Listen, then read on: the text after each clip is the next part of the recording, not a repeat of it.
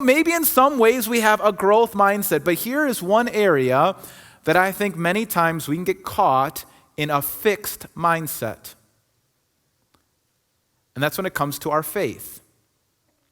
You know you have a fixed mindset when your faith if you say things like, growing in my faith or reading the Bible, that's something for pastors or professors or for theologians. That's just not my thing. I'm just not that spiritual. You're giving yourself a fixed mindset and you're not going to grow. Our faith is dynamic. It's either shrinking or it's growing. It never stays the same. So if you're not growing, you're weakening your faith. You're shrinking in your faith. And here's the big concern that if you keep shrinking in your faith, one day maybe your faith will get blown out like a candle. But it doesn't have to be this way.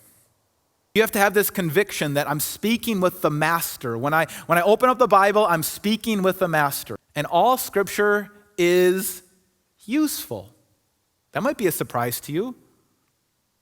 Again, at first it might not feel that way, but Paul says all Scripture is useful. It's practical. Everything in there is practical.